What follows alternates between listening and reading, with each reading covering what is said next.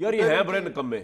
اگر یہ کسی اور صحیح بندے کے پاس آیا ہوتا نا, وہ ایسے امپلیمنٹ کراتا ہے اس کو. انہوں نے تو مزہ, یار آپ سے تو کوئی کام صحیح نہیں ہوتا بھائی. واڈا صاحب صحیح کہہ گئے. بالکل بھی نہیں قطن, یہ بڑا ایک غلط تاثر دیا جا رہا ہے. کیا غلط تاثر, کس کی بات؟ کئی چیزوں کا غلط تاثر ہے. یہ تاثر کہ شاید لا منسٹر صاحب کو, میں آپ ہی کے شو پہ ابھی میں سارے یہ اوپن اپ کر دیتا ہوں. دیکھیں یہ کہ لا منسٹر صاحب کو پتہ نہیں تھا, لا منسٹر صاحب نے اس پہ لیڈ لی. میں ابھی آپ کو یہ ضرور کہہ سکتا ہوں کہ ہماری لا ریفارمز کمیٹی تھی, اور وہ آج سے نہیں, وہ مارچ اپریل سے کام ہم جاری و ساری رکھے ہوئے تھے, اور اس پہ وقتاً فوقتاً یہ انڈر کنسیڈریشن نہیں, یہ وہی چیزیں ہیں. نہیں یہ وہی چیزیں ہیں.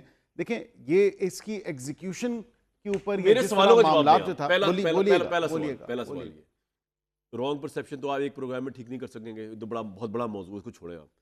جو بھی پرسیپشن ہے, مجھے بتائیے کہ یہ آپ واقعتاً اس لیے لے کے آ رہے ہیں کلوزز کے, آپ سپریم کورٹ آپ کے پکڑ میں کنٹرول میں نہیں آ رہی, اور آپ کو شک ہے کہ منصور علی شاہ صاحب جب آئیں گے تو کوئی الیکشن کا معاملہ بھی نہ کھل جائے, کوئی اور آپ کی کسی اپوزیشن کو ریلیف نہ مل جائے, کوئی آپ کے ہاتھ میں نہیں آ رہی, تو آپ نے ایک پیرل سپریم کورٹ کا کانسیپٹ دیا جو اس سے بھی ہائر ہے موجودہ سپریم کورٹ سے.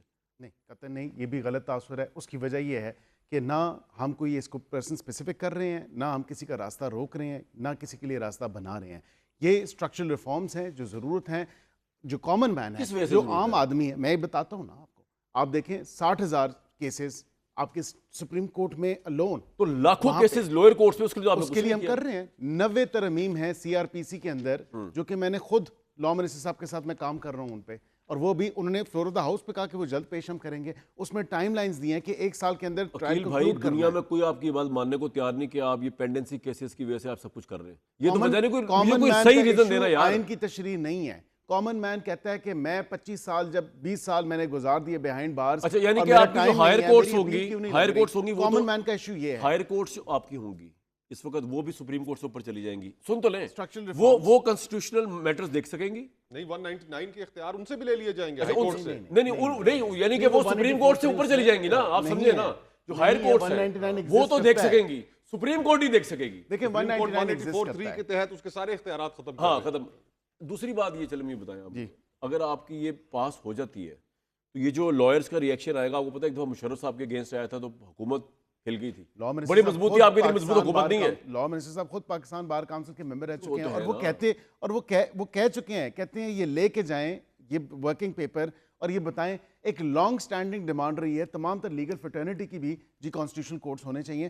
اس کے اندر کوئی چیز لیکن کرنی ہے, کس بات میں آپ کے ہمیں تو کنونس کرنے کا فائدہ نہیں, مصطفیٰ نواز کو بھی کرنے کا فائدہ نہیں, احمد ویسا کو کرنے کا فائدہ نہیں. آپ نے تو مولانا فضل الرحمان کنونس کرنا ہے, وہ کنونس نہیں ہوئے. کیوں نہیں ہوئے آپ سے؟ دیکھیں ان پرنسپل وہ ایگری کرتے ہیں کانسٹیٹیوشنل کورٹس کے ساتھ بھی, ان پرنسپل وہ جوڈیشل ریفارمز کے ساتھ بھی ایگری کرتے ہیں. وہ تمام تر تھوڑی بہت ان کی جو دیکھیں, ایک آرا مثال کے طور پہ آپ کو دے دوں, انہوں نے فلور آف دا ہاؤس کا, انہوں نے کہا سینیورٹی پرنسپل نہیں ہونا چاہیے.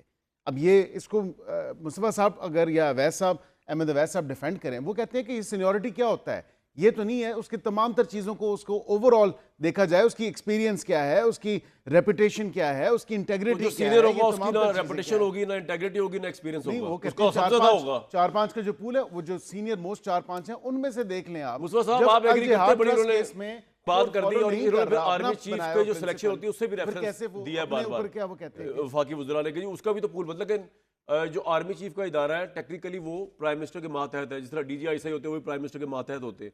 عدلیہ تو ماتحت نہیں ہوتی. یہ اس کو اس سے ایکویٹ ریلیٹ کر رہے ہیں کہ میرٹ جو ہے وہ نچلے والے کے پاس بھی ہو سکتا ہے. تو اس کو کس طرح آپ دیکھتے ہیں؟ کامران بھائی, نظام کوئی بھی ہونا, افراد بڑا میٹر کرتے ہیں. ہمارے ہاں ڈسکریشنری پاورز وہ ہمیشہ ابیوز ہوئی ہیں, اس کے اندر پسند ناپسند. اب اگر آرمی چیف کی بھی اپوائنٹمنٹ ہے تو اس کے اندر آپ کو سینیورٹی پرنسپل سے نہیں ہٹنا چاہیے, unless and until there are compelling reasons جو آپ کو کہیں کہ کسی سینئر بندے کو نظر انداز کریں. انہوں نے ابھی جب آرمی چیف کا وہ تعیناتی کی تھی تو سب سے بڑا پرنسپل یہ بتایا تھا شہباز شریف صاحب نے کہ ہم تو چل رہے ہیں سینئر موسٹ کے ساتھ. جی ہاں, اور ہم نے کہا بالکل صحیح ہے. اور پھر اسی طرح جوڈیشری میں ایک پرنسپل سیٹل ہوا ہے. جب آپ اس کو چھیڑیں گے تو اس کا مطلب یہ ہے کہ آپ ہینڈ پک کر کے ججز کو لے کے آنا چاہ رہے ہیں. اب جو فرض کریں پہلے 5 ججز ہیں سپریم کورٹ کے, ان کی ریٹائرمنٹ کی ایج ہے 65 سال. وہ حکومت کو خوش کرنے کے چکر میں ہوں گے کہ حکومت کے خلاف ہم کوئی فیصلہ نہ دیں تاکہ ہم چیف جسٹس بن سکیں. جو 90s میں کانسیپٹ تھا, جو 90s میں کانسیپٹ کہ جی جو بھی جج ہوگا وہ ہینڈ پکڈ ہے, چاہے اس سجاد علی شاہ صاحب بے نظیر صاحبہ کے ہو یا ان کے نواز شریف صاحب کے. تو جی پلیز آپ کمپلیٹ کر لیں اس کے بعد. نہیں تو کہنا کا مقصد یہ ہے کہ اس وقت اس ملک کا نظام پورا کا پورا مفلوج ہو چکا ہے. وزیر اعظم صاحب کہنے کو مسلم لیگ نون سے ان کا تعلق ہے, ایک سیاسی جماعت سے ان کا تعلق ہے, لیکن وزیر اعظم اس سنجیدگی سے معاملات کو نہیں دیکھ رہے, نہ وہ کنسنسس کریٹ کر پا رہے ہیں. دہشت گردی کے اوپر اے پی سی بلانے نظر آ رہے ہیں آپ کو کہیں؟ کہیں بھی نہیں. دیکھیں اب پرابلم یہ ہے کہ کہیں پہ تو سیاستدان اسرٹ کرنا شروع کریں, سیاستدان یہ بھی بتانا شروع کریں کہ جناب کچھ چیزیں جو ٹھیک ہیں جن کو ہم کر سکتے ہیں ٹھیک ہے, لیکن یہ چیزیں ان حدود کو ہم نہیں کراس کر سکتے, ہماری یہ بھی ریڈ لائنز ہونی چاہیے.